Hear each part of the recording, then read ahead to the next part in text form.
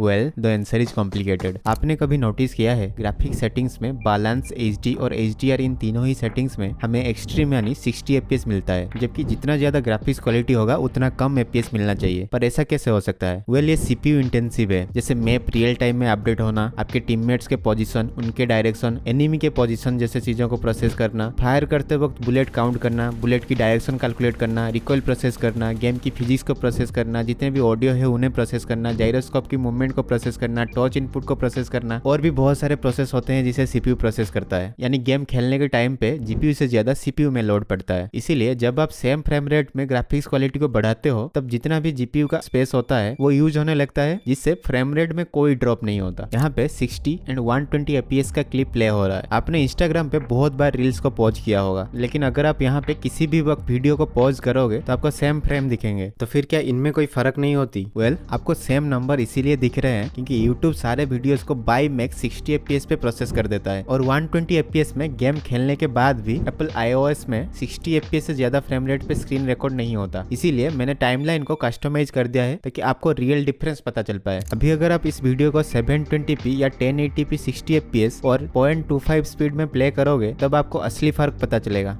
यहाँ पे blue 60 FPS, green 90 FPS and red 120 FPS को रिप्रेजेंट कर रहे हैं। 60 एफपीएस में हर एक फ्रेम के बाद 16.6 मिलीसेकंड्स का डिले होता है। 90 एफपीएस में 11.11 मिलीसेकंड का डिले होता है। 120 एफपीएस में 8.3 मिलीसेकंड्स का डिले होता है, और ये डिले आपका जितना पिंग चल रहा हो उसमें ऐड होता है एक्चुअल में रेंडर होने में। और जिसमें जितना कम फ्रेम डिले होता है वो उतना ही ज्यादा बैटरी पावर ड्रॉ करने के साथ साथ टेम्परेचर भी इंक्रीज कर देता है। रियल लाइफ में कितना बैटरी ड्रॉ करता है वो वीडियो के आगे वाले सेक्शन में टेस्ट करेंगे। अभी ये जो फ्रेम डिले है वो कांस्टेंट नहीं होते। आपका डिस्प्ले डिफरेंट रिफ्रेश रेट के साथ आता है, और कभी कभी जीपीयू फ्रेम जनरेट करने में डिले कर देता है, जिसकी वजह से आपको लैग फील होने लगता है। और आपने नोटिस तो किया ही होगा कि कुछ डिवाइस में 60 एफपीएस में गेम स्मूथ फील होता है और कुछ डिवाइस में सेम 60 एफपीएस में लैगी फील होता है। रिकॉइल टेस्ट में 60, 90 और 120 एफपीएस में नेग्लिजिबल डिफरेंस था, लेकिन 60 एफपीएस से जितना कम होगा रिकॉइल उतना ज्यादा बढ़ता जाएगा, और बुलेट्स के अंदर जो डिस्टेंस होता है वो भी बढ़ता जाएगा। आई होप आपके पास कोई भी 60 एफपीएस वाला डिवाइस हो, नहीं तो जिनके पास 60 या उससे ज्यादा एफपीएस सपोर्टेड डिवाइस होगा उन्हें अनफेयर एडवांटेजेस मिलेगा। सिमिलरली जब मैंने डैमेज टेस्ट किया तब रिजल्ट इनकंसिस्टेंट थे। कभी मीडियम 120 एफपीएस से जीत रहा था तो कभी एक्सट्रीम 120 एफपीएस से हार रहा था, और सभी सेम वाईफाई से कनेक्टेड थे। अभी यहाँ पे तीनों ही फोन्स में 100% बैटरी है, एंटी एलियासिंग 4x पे सेट है, पावर सेविंग ऑफ है, इसके बारे में आगे डिस्कस करेंगे। सब में ब्राइटनेस को फुल कर दिया है और सब में स्क्रीन रिकॉर्डिंग हो रहा है। मैंने तीनों ही टेस्ट को 30 मिनट्स तक चलाया और हर एक टेस्ट के बाद फोन को रिस्टार्ट किया। 60 एफपीएस में टेस्ट के बाद 93% हो गया, यानी टोटल 7% पावर ड्रॉ हुआ। 120 एफपीएस में टेस्ट के बाद 82% हो गया, यानी 18% पावर ड्रॉ हुआ। लेकिन अगर 60 एफपीएस में 7% ड्रॉ हुआ तो फिर 120 एफपीएस में 14% पावर ड्रॉ होनी चाहिए थी। एक्स्ट्रा 4% कहाँ गया? ये जो प्रोसेसर होते हैं ये सर्टेन लिमिट तक कम पावर कंजप्शन करते हैं, लेकिन अगर आप उससे ज्यादा सीपीयू को पुश करते हो तो वो ज्यादा पावर कंजप्शन करने लगेगा और परफॉर्मेंस पर वाट कम हो जाएगा। नाउ 90 एफपीएस टेस्ट के बाद 86% हो गया था, यानी 14% पावर ड्रॉ हुआ। अभी अगर आप पावर सेविंग ऑप्शन को ऑन रखोगे तब आपके इन गेम ग्राफिक्स क्वालिटी कम होने के साथ साथ एंटी एलियासिंग भी बाय डिफॉल्ट ऑफ हो जाएगा। डेवलपर्स ने इंटेंशनली इस ऑप्शन को नीचे रखा है, लेकिन ये ऑप्शन स्मूथ के लेफ्ट साइड में होना चाहिए था और इसका नेम अल्ट्रा स्मूथ होना चाहिए था। यहाँ पे आप अच्छे से देखो, इसमें से आप कौन सी कलर को इजीली ट्रैक कर पाओगे। जितना ज्यादा एफपीएस होगा उतना ही चीजें इंस्टेंट फील होगा, आपके रिफ्लेक्सेस इंप्रूव होंगे, आपके एमिंग एंड ट्रैकिंग भी इंप्रूव होगा। Now it's clear that FPS does matter, but अगर ऐसा है तो फिर डेवलपर वाले एक मैक्स एफपीएस वाला ऑप्शन क्यों नहीं दे देते, जिसमें आपका डिवाइस जितना कैपेबल होगा उतना ज्यादा एफपीएस मिल सके। अगर उन्होंने ऐसा कर दिया तो आपके डिवाइस के हेल्थ खराब हो जाएगा, एफपीएस बहुत फ्लक्चुएट होगा, जैसे कभी कभी बहुत हाई एफपीएस और कभी कभी वेरी लो एफपीएस पे चला जाएगा। ऐसे शूटिंग गेम्स में स्टेबल एफपीएस होना बहुत जरूरी है।